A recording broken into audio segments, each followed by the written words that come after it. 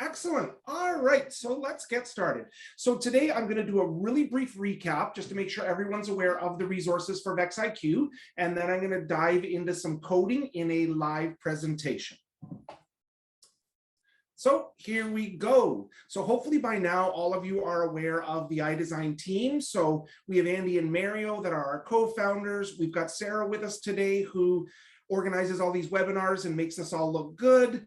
We've got Scott with us today who covers Illinois, Pennsylvania, and New Jersey. I'm Dean Jaksch. I do the training as well as Canada sales. And Brett has joined us as well. He is our new New York rep. Steve Gooderman out on the West Coast does a whole bunch of states. I'm not going to read them all to you. So that's our team. And we are iDESIGN Solutions. So we are an educational reseller.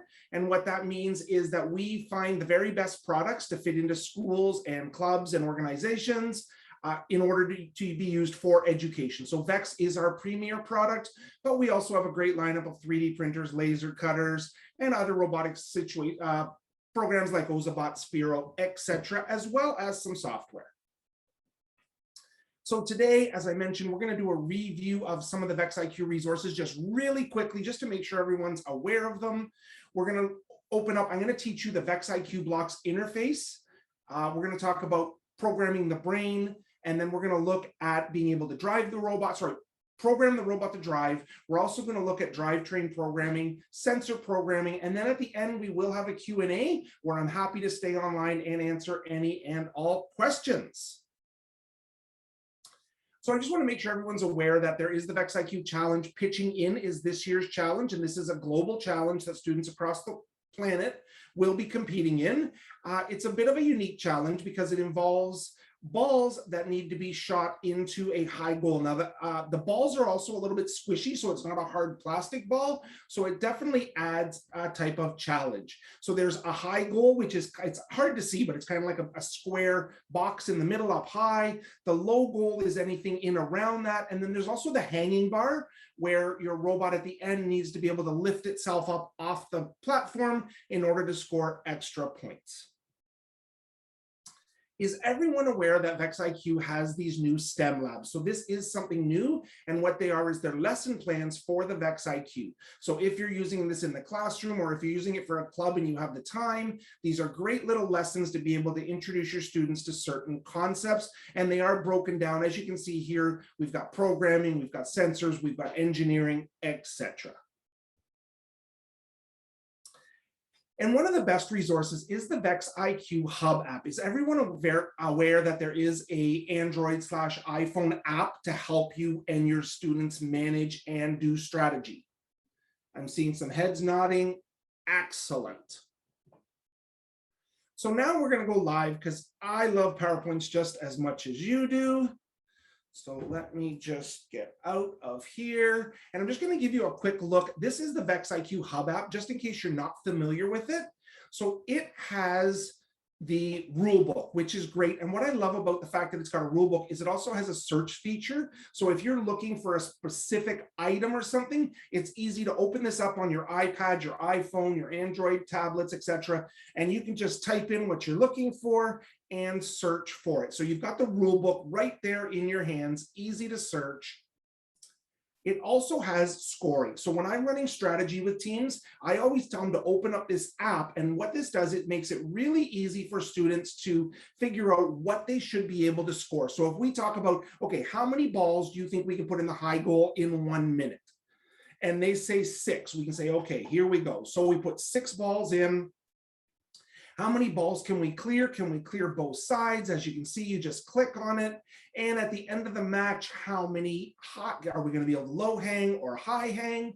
And also, how many balls can we score in the low goal? And it gives them that score right there. It also gives them the ability to figure out what the max score is, especially if you've got teams that are working towards getting to states, provincials, or of course, worlds. So this is a really great resource, and it also includes a timer. And this is fantastic because this is a really easy way to get students used to the sounds and the timing, and a great way to just get your team running. It's got all the sounds, it counts down. So it really is an easy way to simulate what they're going to be using at the events. So before I move on, are there any questions about this app? All good. All right. Close that out. So this is VEX Code IQ. And if you've worked with any of the VEX Code lineups, the VEX VR, the V5, the Go, the 1, 2, 3, you'll notice that they all look very the same because they're all built on the Scratch platform. So I'm going to just go through this really quickly and make sure you're aware of all the features. First and foremost, we do have a number of different languages, and languages are being added all the time. So if you're working with students that maybe English isn't their first language, or I've ran into some students that just want that extra challenge. I had a group of students I was working with where they did it all in French as part of their French immersion. You can now change languages. We have quite a few built-in tutorials, and the idea here is rather than you stopping your whole group or your club and trying to teach them concepts, they can hop in here and they can take a look at some of the different tutorials. So for instance, if they're coding a robot and they say, how do we move the arm? They can click on this, moving the arm. The tutorial opens up right in the software. They can make it full screen if they want. How do I get out of full screen? Oh, there it is. And they can also play it right in of a VEX IQ clock. As a small and actually follow right along. So these are targeted videos. As you can see, this one's only 49 seconds. So the idea is it gets them the information they need very, very quickly. Going along with that, we have example programs. So as you can see, VEX has built quite a list of example programs, and they can be drilled down. So whether if it's motion, you can see here, claw an arm, use the arm. So now they can open an example program that will have that code. They can feed it into the robot, test it out, and learn how things work. So the idea is that your students really should be doing a lot of the work on their own, which gives you time to work with the students that need the help, or to be able to take them to that next level. One of the important things I want to show you in here is the templates. And what a template is where the software is set up for a robot, but there's no code. So for instance, if you're working with the AutoPilot robot, or if you start off your team with the Clawbot, this is a great way to get the robot set up. And I'll explain what I mean in a minute by set up. Next, I'm just going to go left to right. It's probably the easiest. That way I don't miss anything. So the next thing is the slot. The VEX IQ actually has 4 slots. And what that means is there's actually 4 places you can save code. So you can save up to 4 codes on your robot without overwriting them. So you can have a code for driving. You can have different codes for autonomous, etc. Where it says VEX Code Project, this is where we name our code. So it's as simple as giving it a name. So I'm just going to call it Dean's Code. And now you'll see it says Dean's Code. Now when I save it, I'm going to know what the code is. So is this code, sorry, Akiko, can codes be copied? You can save a code and load it back in if that's what you mean. Do you want to unmute and just ask? It's much easier. Yes, thank you so much. I meant like, if they wanted to duplicate it and just modify a version of it? Yes, like, yep, absolutely. So for instance, if I went to examples and I grabbed that code on how to use the arm, what they can do is they can save that, but you can't copy it from one code to another, if that's what you meant. Okay, so there's no like click and highlight and copy over an entire section. No, you can duplicate it in its own code, but unfortunately you can't actually copy it into another code. I see. Not okay. yet. Not yet, anyway. Okay, thank you. No problem. So again, we name our code here. As we move across the top, the next thing we need to do if we're going to use some code is we actually need to connect to the robot. So you'll see that there's a little word over here says brain. There's a picture of the icon, and this changes color. So if I fire up one of my robots, and I'm connecting, because I'm using a Windows computer, I have to connect with the actual USB cable. If you're using an iPad or Android device, you can connect wirelessly. And the brain will change color when you connect, and it will change to one of 2 colors. If it changes to green, that means you are good to go and your operating system is fully updated. If it changes to orange, that means that you are connected, but there is an update available for your VEX firmware. So this is great because this keeps us in the loop of when the updates come out without having to constantly check. Okay. So how easy is it to get started with VEX Code? The first thing we need to do is we need to configure for our robot. So this software here, let me just change this to a brand new project. So if we start out like this and then we name our project, you'll notice that there's no commands here for motors or drivetrain or anything like that. And that's because the software will only give you commands that you can actually use, but it doesn't know what you've got connected. So over on the right, we have this button here that looks like the ports where you plug in the cables, and that is our device manager. So what we need to do is we need to tell it what we've connected. And here are the devices that we can have. So I'm just going to go through them quickly. Obviously, there's a controller. So if the students are doing a custom code where they want to be able to drive the robot, they would need to add a controller. There are also 2 drivetrain models. There's a 2-motor and a 4-motor drivetrain. Because of the limitations of VEX, it's very rare that we use a 4-motor drivetrain, but they've given it to us. And what it means by drivetrain is just a chassis. So when you build one of these VEX robots, you'll see this one I'm holding up here. It's got 2 motors. So this is just a simple 2-motor drivetrain. There's a left motor and a right motor. Each motor controls one side of the robot. So if I take drivetrain 2-motor, my left motor, I know because I kept track of the build, is on port 1. My right motor is on port 6. And this is really important. Right now, we can tell it we've added, whoops, go back. We've added a gyro. And what happens is the gyro is an electric compass. And if we add the gyro as part of the drivetrain, we don't have to actually input any code to use the gyro sensor. The code will actually do it automatically. So I'm going to click port 4 and I'm going to show you the difference. So right now you'll see for drivetrain, we can change the wheel size, just in case we used a different size wheels, and the gear ratio. If we don't use a gyro, you'll see that it now wants to know track width and wheelbase. And the reason for that is if we're not using the gyro, the computer is going to need to do some mathematical calculations to figure out how far each side needs to move for it to turn. And if it's using calculations, it's not accurate. It's just guessing, just the way our students do it and the way I do most of the time when I'm coding as well. So it's really important if you're going to be doing the drivetrain method to add in a gyro, and all it means is just installing the gyro. With the gyro is the middle one here with the Z on it. So you want to install that facing with the Z facing straight up, preferably somewhere near the center of the robot, center left to right, and connected to any port. In this case, it's connected to port 4. And when I click done, it's automatically, if I use a turn right for 90 degrees command, let me make this a little bigger so we can all see it, it's now going to use the gyro sensor to actually measure how far that robot has turned automatically. Otherwise, as I mentioned, it's just going to guess.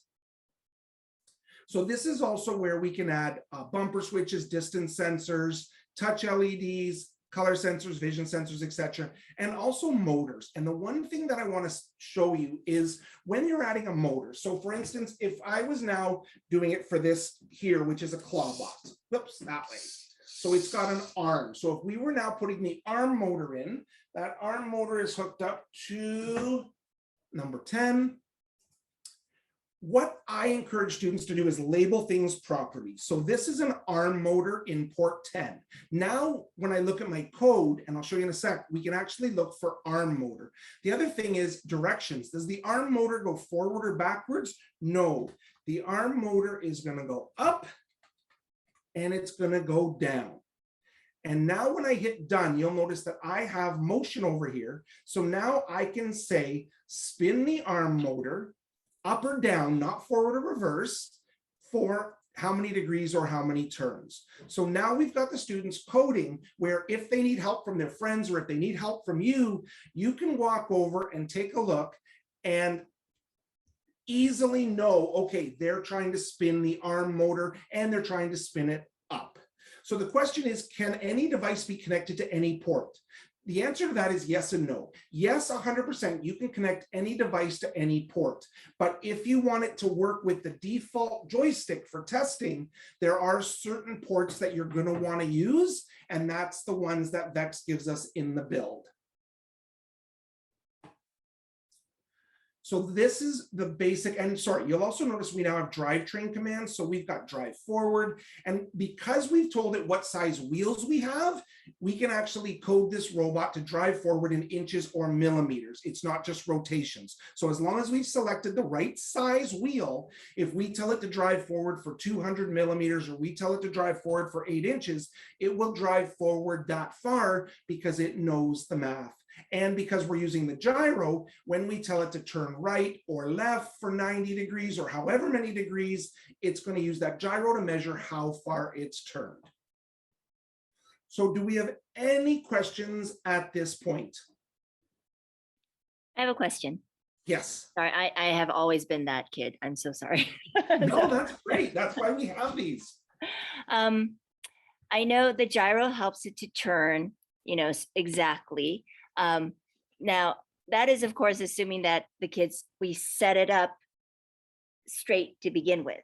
Does the gyro help in, or how can I put this? Is there a way to help the kids know, besides just visually, that it's straight to begin with? Because even if they're off by a couple of degrees, the entire thing is going to be off, right? Absolutely. So what I recommend is, when I have students build robots, is I always recommend something very flat across the back. So when they're setting it on the field, they're lining up the wheels on the side with the line, either on the line or beside the line right there, and then put the back of that robot square against the back of the field.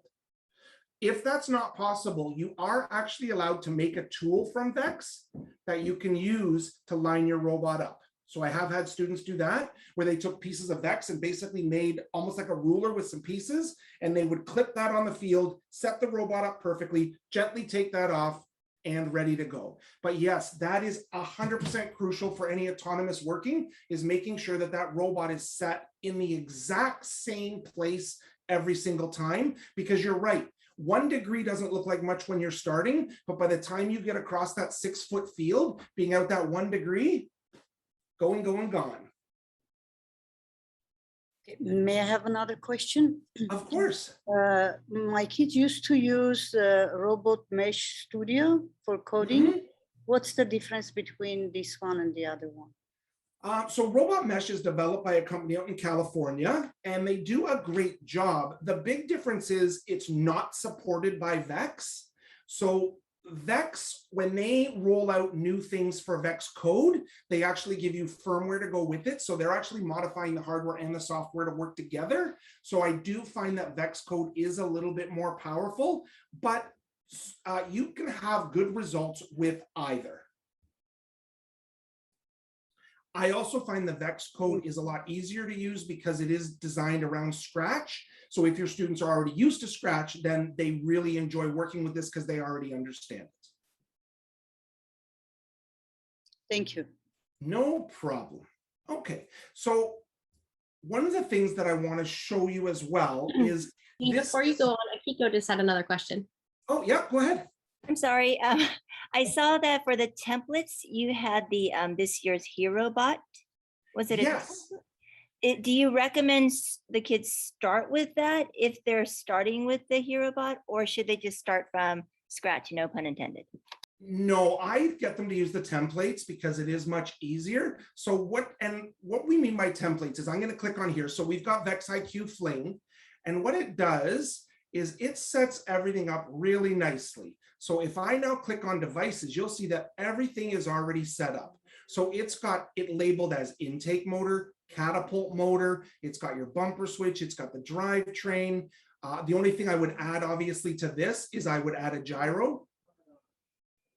but it gives them a good start. And like the catapult motor down or up, everything's already labeled. So whether they use this template or if you want, I mean, if you want them to really pay attention and focus, the other option you've got is before these templates, I used to have my students make a template. So what I would have them do is while they were building their robot, they always had pen and paper. And every time they attached something, they would write down like intake motor. We're going to put that on port 2. So they would keep a map, as we called it, of where everything got plugged in. And then the first thing I would have them do is basically set everything up the proper way and then save it as a template. So either way is absolutely acceptable. Where this really comes in is if you're just running a club with 1 or 2 teams, it's not bad. My last year that we ran before COVID, I ran 8 teams. So trying to get 8 teams to set things up, it was much easier for me to say, go to file, go to template. We're all working with the AutoPilot. So they would just use a template and we would start coding. So it was just simpler. But if they're building a custom robot, have them build their own template. So the next thing I'm going to show you is how easy it is to code your controller, because you're going to get students that say, you know, I want to drive with the left joystick. And you might have another student says, I want to drive with, now, if they're both driving in the same match, you obviously can't stop and change your code, but you can very easily set up the controller. So right here, without doing any code, if you click on controller and devices, you can now click on here and you can choose which buttons are going to work which device. So students have a choice of 4 sets of buttons that they can set up. So they can say, I want the catapult motor over here, and I want the intake motor right here.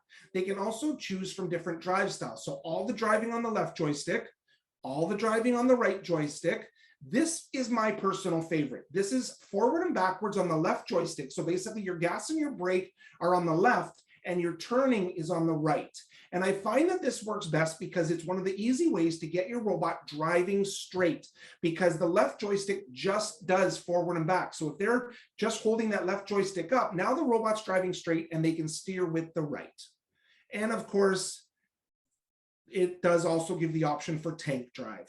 So this is a really easy way for them. And again, you just keep clicking and it just toggles through for them to set up. This is how I want my drive to work. You click done, you name it. So if I now name this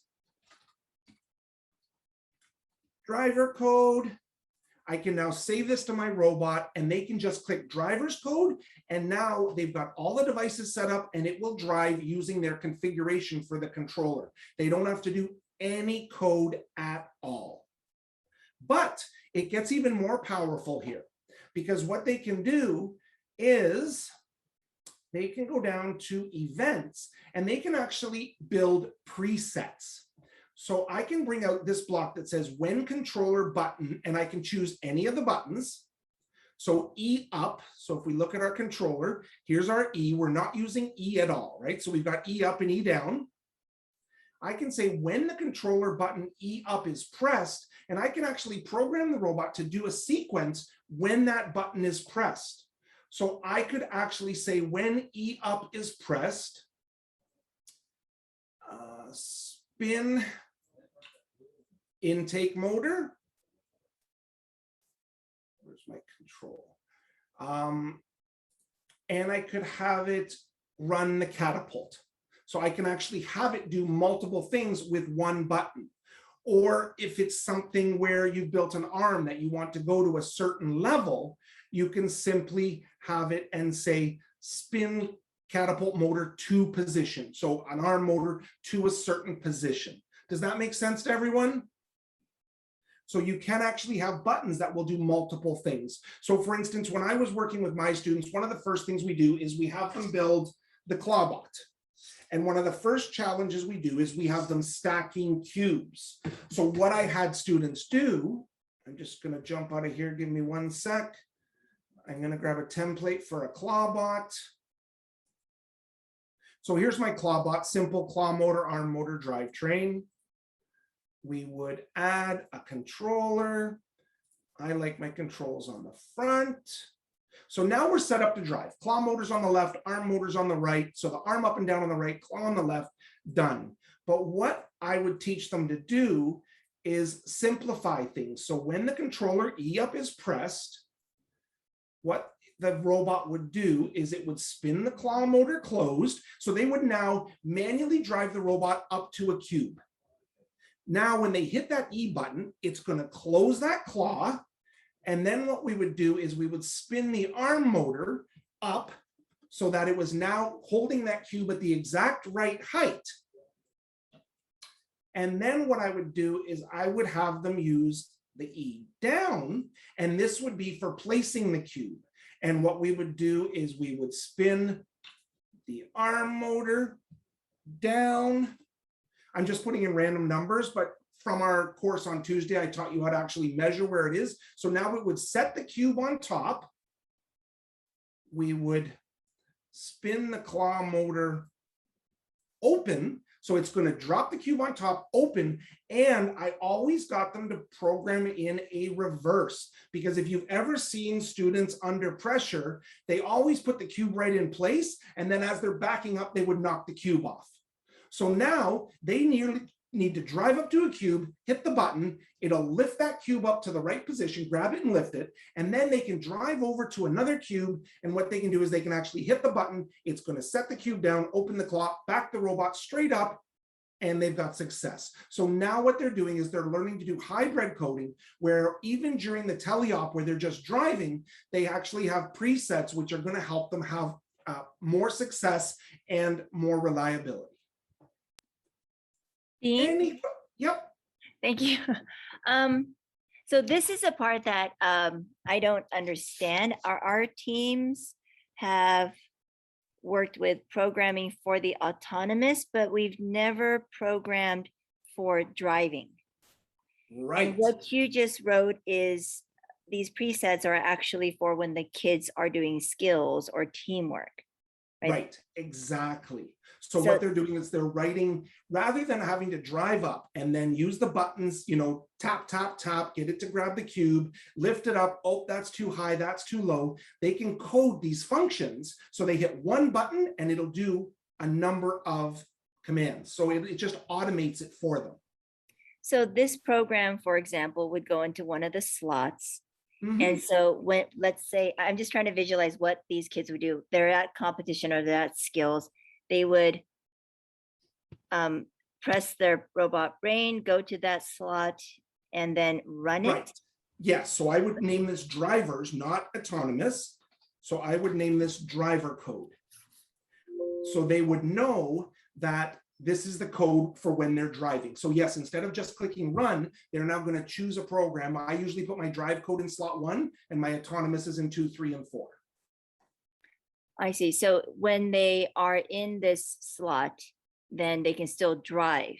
That's right. They're driving it, and it'll work 100% manually. So it'll work perfectly the way a normal controller will. So your claw motor, your arm motor, they can do everything manually, but they also have the option that if they just want to have buttons to do specific functions, it will automatically do that. Thank you. No problem. And you also asked what tank drive is. Tank drive is where each side of the joystick controls one motor. So to go forward, you push them both up. To go backwards, you pull them both down.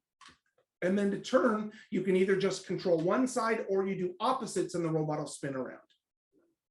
It's absolutely useless for actually trying to compete and drive. It's very difficult, but it's a great way to teach students how they control the robot using a left motor and a right motor. Question. Sorry, go ahead. When you're programming your controller, does it have to be plugged in to the computer or to the brain? No, not at all. It's the brain that actually takes the code and then it just gets the normal signals from the controller and it interprets them.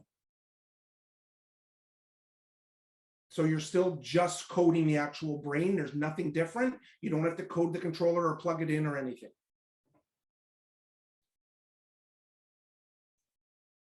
Are there any more questions before we move on? Let me ask a question. When you code to move forward and your robot is not going forward straight, what do? We try to calibrate changing those numbers, but I don't know, is there any other way to make it to move forward? So in the old days, and I'm old, so this goes way back, we used to try to get the robot to drive straight and physically try to make changes and figure out why it didn't. There is a way that you can actually control the robot driving with the gyro, and that is a course that I am teaching next Wednesday, Sarah? Yes, so next Wednesday, I'm actually going to teach you how to write code where it will use your gyro sensor to make that robot drive straight, meaning that if that robot starts driving straight and starts to turn, it'll measure off the gyro sensor and it will automatically fix itself. Okay, so I'm going to jump out of IQ for just a second, and I'm going to jump into VEX Code VR because this is a much easier way for me to show you sensors. This is also a great way for to teach the students about sensors because they can each work on it on their own. So is everybody familiar with VEX Code VR? I should have asked, is anybody not familiar, but hopefully you all are. So you'll notice this looks exactly like VEX IQ. The big difference is we get a virtual robot, and here it is. So here's our virtual robot, and you'll notice it has some cool features. It's got bumper switches on the front. It's got a distance sensor. It's got an electromagnet. It's got a down-facing sensor. So it has all of the functionality of the actual VEX IQ robot, which makes it a great tool to start teaching students and teachers about sensors. So for instance, if I wanted to teach you how to use the distance sensor, it's really, really easy.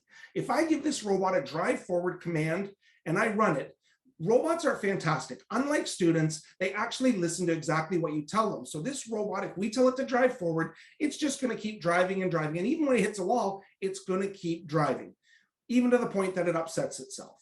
So my favorite command in VEX IQ is the wait until command.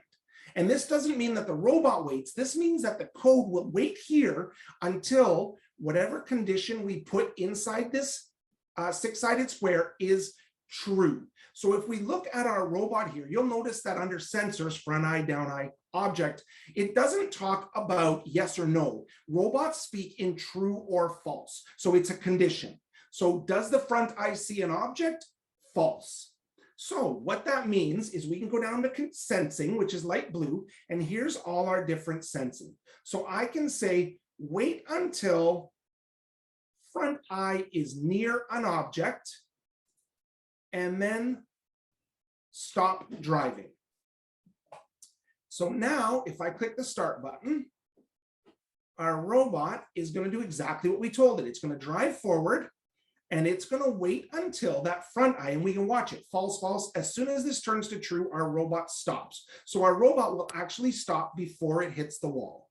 And this works identical in VEX IQ. If you mount a distance sensor on the front, which is on your AutoPilot, that's this little guy here that looks like a pair of eyes. If you mount that on the front, you can now code your robot that it can go to a certain distance. But now if we're talking about competing, we want to be able to control how far from the wall the robot is, correct? So that's where we get into operators. So we take this out, we use the same wait until, and what we use is we can use a greater than or less than. So I can say wait until, and if I go to sensing, I can do distance in millimeters. I'm probably the only Canadian here, so I'll be nice and switch this to inches. So wait until, working in the States. Sorry, what was that? I'm Canadian too, but working in the States. Ah, woohoo! All right. So again, we can do it in millimeters or inches. So wait until the distance in inches is less than 8. Now this is really important because students are going to try to use the equals. Wait till the distance equals 8. The problem with this is if your robot's moving fast enough, it might not see the 8, especially if you're working in millimeters. It might jump from 9 to 7, and then the robot will crash into the wall. So we use a less than. As soon as the distance is less than 8, stop driving. So here we go. Let's run our code. I'll leave top view because you can actually see where it stops. So now you'll see that we can control where the robot stops. So now if I change this to 16 inches, we run it again.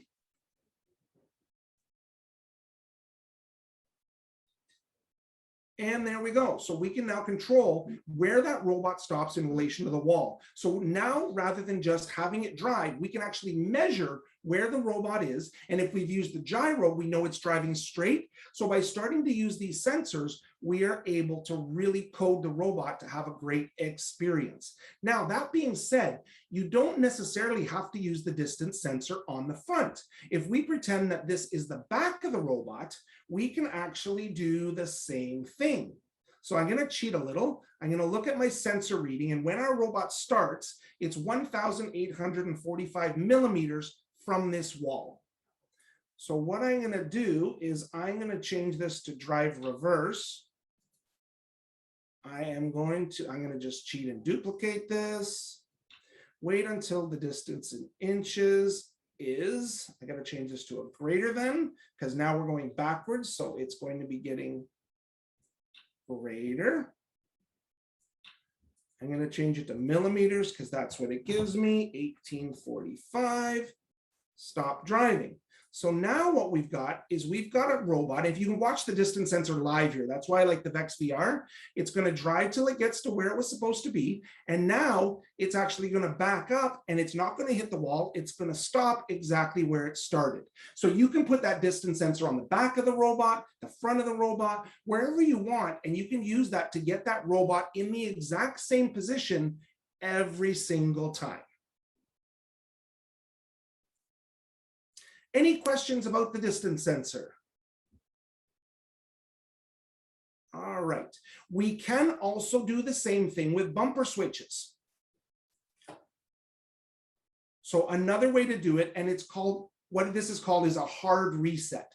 So for instance, if we're driving all the way down the field and we want to make sure that our robot is in the exact right position, we can actually use a bumper switch.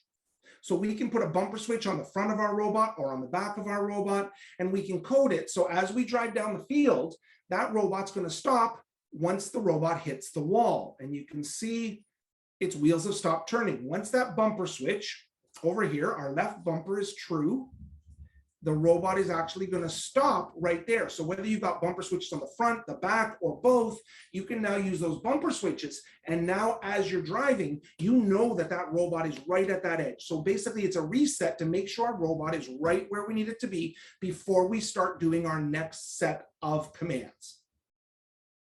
Any questions about that?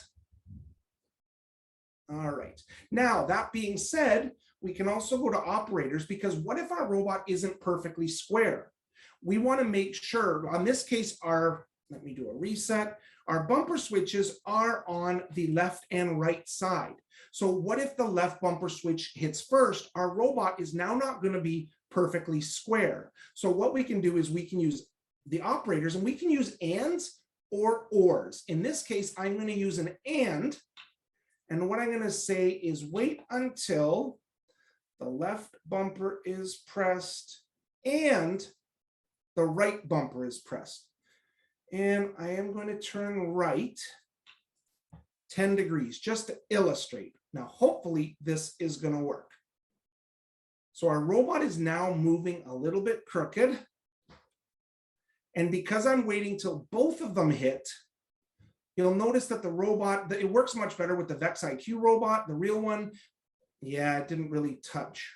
Left is true, right is false.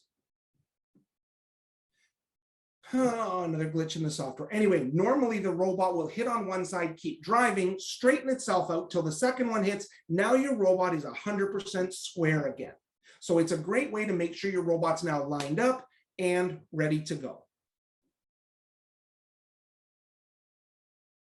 So again, I use the VEX VR because it's much easier to illustrate than trying to drive a robot around on my desk and show you how everything works. But that's how you can use the distance sensor, the bumper switches. The color sensor is a little bit of a finicky sensor. It worked really good during Ringmaster, if any of you were around for that, where it was different color rings, and teams were actually using it to sort the rings, because if you put all the same color rings on a post, you got a bonus. So the color sensor, it's a lot of work, but it does work if you ever need to sort colors. And then there is the touch LED. So another thing I mentioned is, rather than just when started, I'm in VR, I can't use it here. Let me go back to here. So rather than using the when started to start my autonomous, what I prefer is when started. I've got to find it. Give me 1 sec. Here's my gyro reset. When started, I can run anything I need to get ready. And then under control, under events, I can say, I've got to add one. So I add the color, not the color sensor. Where did it go? There it is, touch LED. So I add a touch LED. I'm going to put it on port 8. Now, when touch LED is pressed, I can now start my code. So one thing you'll notice when you start adding a gyro sensor is every time you start your program, the gyro is going to calibrate. You're going to lose 2 to 3 seconds. So the way this works now is when I start the robot, it's going to calibrate the gyro all on its own. And on its actual screen, it will say calibrating gyro. But it's not going to start the actual program. So now the robot's ready, the gyro's calibrated, and when the ref says 3, 2, 1, go, you can now press your touch LED and then just put all your code that you would normally use, your drive forward, your turn left, your turn right, underneath that section. Now, how many of you use multiple programs during your autonomous? Where you run a program, put the robot back on start, run another one. So again, sometimes it's difficult because now your students are losing time because they actually have to go through the menu and find the next program, right? So what you can do is under events, you can use my favorite block, wait until, where are we here? Where did it go? Color sensor, control, motor, brain. There it is. Touch LED is pressed. So they can actually run their first program, pick their robot up, reset it, and rather than having to move to the next program, they can just tap that color sensor again, and it will now continue along with the program. So again, one thing I should mention is you can have pieces of code off to the side. So a lot of the times my students will write their first section of code where the robot drives down, does what it has to do, etc. Now they're ready for the reset. They can break that code off, move it to the side, build their next code, and then just paste it together with the wait untils. So as Akiko asked, you can't copy and paste from different codes. They have to do it in one, but you can just move these off to the side, hide them somewhere, and they're good to go. And then put them together at the end when you're ready and when you need them. So are there any questions about using the touch LED? I have a question going back to the gyro. Yep.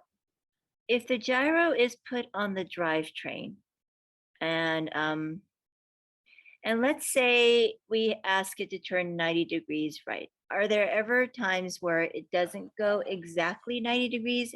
For example, in which case does it self-correct? So that's a double question. I'll answer the first part first. Does it turn 90 degrees? No. My students found that the magic number for 90 degrees was 87 the last year we ran. But it will turn, if you put it to 87, it turned that 90 degrees perfect every single time, yes. Will it correct? Yes. So if it actually turns too far, it will correct. So that does work quite well. But it does not help once you start driving because they're not using the gyro for that. And that's what my course next Wednesday is teaching you how to use the gyro for turning as well as driving. Is it momentum? Like if it's turning faster, does that degree have to be less because it kind of continues to go? Yes, it is momentum. You're absolutely correct. Yes, so if it's turning faster, much like our code, it'll say turn until the gyro gets to 90 degrees. But if it's turning quickly, it will turn a little bit too far. And again, I just work with the students. We usually work on the VEX field. So using the squares on the field, put the robot this way, do the 90-degree turn, adjust the numbers till it is a perfect 90-degree turn at whatever speed, because we can adjust what speed it's turning at. And but the nice thing is that number remains constant throughout the code. Thank you. No problem. Another thing that VEX brought out, and you may want it this year, I don't know, is motor groups. So in the past, did you ever have two motors on the same mechanism? I know a couple years ago, we needed two motors on the arm to be able to lift everything up. And back then we didn't have motor groups. So the students had to remember to push both buttons at the same time to work both motors. What VEX has done is VEX actually allows us to build motor groups. So what we can actually do is have two motors and it's a motor group.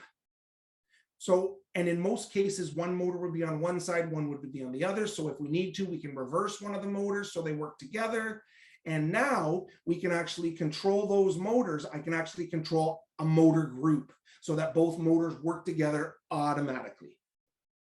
I also believe they've got this fixed. Yes, and you can control a motor group with buttons simply by selecting it. So now if you do use two motors on the same mechanism, it's very, very easy to get them working properly, and you don't have to worry about students not hitting both buttons and damaging motors or overheating them, etc.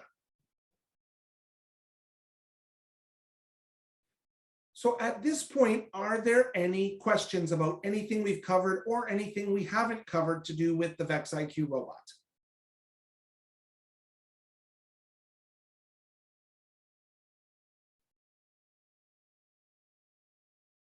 All right, so a few more features I want to talk about is one is the help menu. So you're going to get students that don't understand what a command does or what does this do and what does that do. And we don't expect you to know what every single one of these commands does, because as you'll notice as we scroll through, there's quite a few. So if you've got that inquisitive student that says, well, what's the difference between a repeat loop and a forever loop? If they click on it, with the help menu open, it will actually give them a tutorial. It will tell you, it'll tell them how to use it and give them an example. And this works for every single block. So this helps out. So one of the questions we get a lot is set drivetrain velocity. So we're setting the speed of the drivetrain. Can I set it to 1,000%? If we click on here, we'll notice that set drive velocity accepts a range from from negative 100 to 100. So basically 0 to 100. So setting it to 1,000% is not going to give them any advantage. 100% is full speed. The last thing I want to show you is the code viewer. So there is a push, of course, to teach students text coding. So this here actually allows the students to see what they're coding as they're coding it. So as they're putting these blocks together, it automatically updates. So this is showing them in the language C++, and it shows them what the text would look like if they were actually typing it out. There is also the ability to code completely. Oh, I should show you that warning. We can convert to a text project. The only problem is, and I got to be very specific about this, is once you convert to a text project, you cannot convert back to a blocks project. So before you convert, I'm going to hit no. I'm going to save this as my blocks project in case I ever need to go back to it.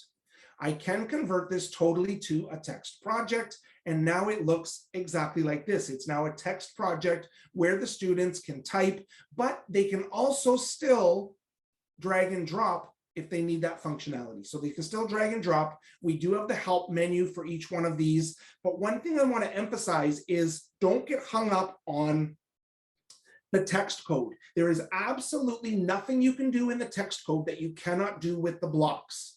There's no extra functionality. There's nothing that's more powerful.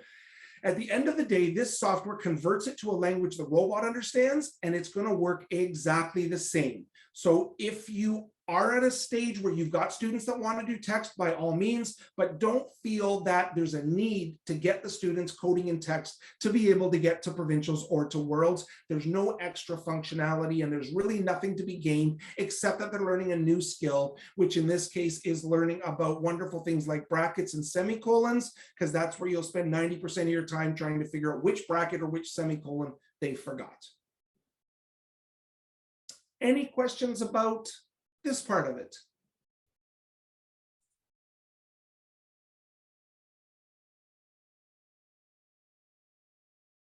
All right, if you are stuck in the text, as I mentioned, there's no convert back to blocks. You actually have to go File, New Blocks Project, so you can start a new text project or a new block project. Of course, this will take you back to a blank project, which is why we saved our old one. somewhere. Let me see if I can find it under Open Recent. There we go. And that's why we save it, so that we do have it if we need to go back to it. So this should give you a good understanding of how to code the robot for competition. The last thing I want to talk about is coding. Let me just clean this up a little bit. Motors. So I'm going to delete the motor group just so it's easier. So we have two very different commands here. And let me clean this up a little bit so it's easier to see. All right. So we have spin claw motor, closed or open, to 90 degrees. And we also have spin claw motor to position. So one of these is relative and one of these is absolute. So when you start your robot up, all motors are in the position 0 degrees. So if we use this first command, let's focus on it first. If I put spin claw motor closed for 90 degrees, when I want to open that claw motor back up, I can open it, and I've got to open it 90 degrees to get it back to where it started. So if later on the students decide that they need it open 110, where I'm going to close it, I've got to change that to 110 as well. If I want to, let me change that to open. So open and close. So this is relative, meaning that you've got to know where your claw is at all times to be able to make it function. What we do have here with the position is this is absolute. So closed or open, where we start is always going to be 0 degrees, and spin to position 110 is going to close it. If I change this at any time to 156 or 112, it doesn't make a difference to the other one because this is an absolute position. So it will always go to that exact position, regardless of where it is, whether it's open farther or whether it's closed. Same with arms. So for coding arm motors, it's exactly the same. So in this case, the arm motor, when we start the robot, all the way down is always going to be 0. And then we can tell it exactly what position we want it to go to.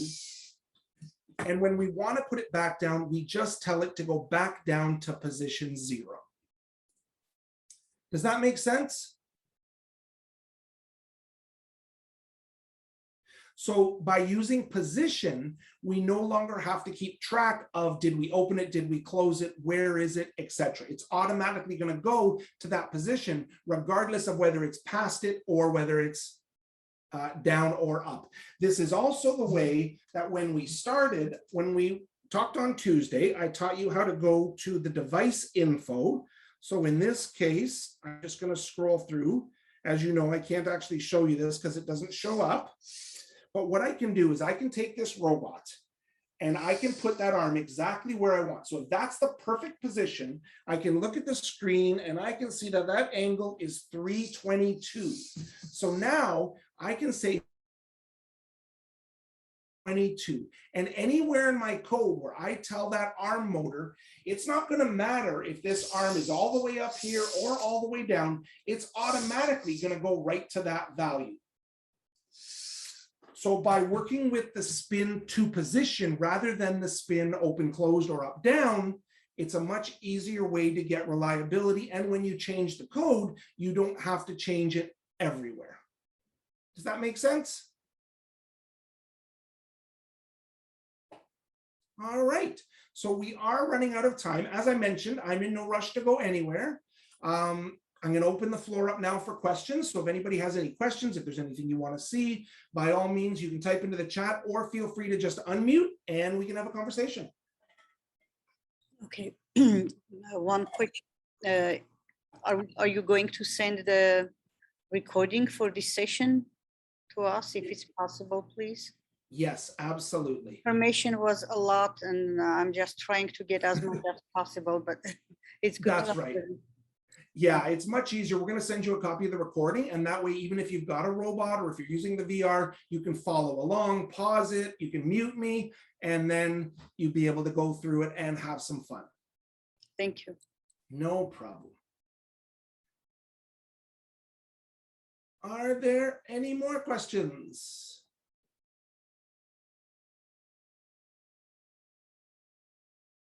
Okay, well, I hope you've enjoyed the session. And as I mentioned, next Wednesday, I'm going to teach you a method that the top teams use. This method was actually developed by Caution Tape, the world champions in IQ, to make your robot drive straight and turn accurately at all times. So what we're doing is we're actually using the gyro, not just for turns, but as the robot is driving. So it's going to be a great lesson. And what it is, it actually is a simpler way to code your robot, because what we're going to do is we're actually going to build what's called an algorithm, where now your students are going to be able to just plug in how far they want their robot to go, on what heading, on what speed, and the robot's going to go there. So it's going to be lots of fun. And that is next Wednesday. Make sure you've signed up and tell all your friends. Thanks, Dean. You're very welcome. So I'll give you one last chance. Are there any more questions? And I don't see any. Again, you should all have my email address. So if questions do come up, if you're watching the video and you're trying something, something's not working, by all means, feel free to reach out. We can hop into a quick video meeting. I can help troubleshoot. As you can see, I do have some robots around. I can do some demos and we can have some more fun. So by all means, don't get frustrated. If something's not working or if new questions come up, always, always, always reach out to me. That's the favorite part of my job. All right, thanks, Dean. You're very welcome. All right, thanks everyone. Take care.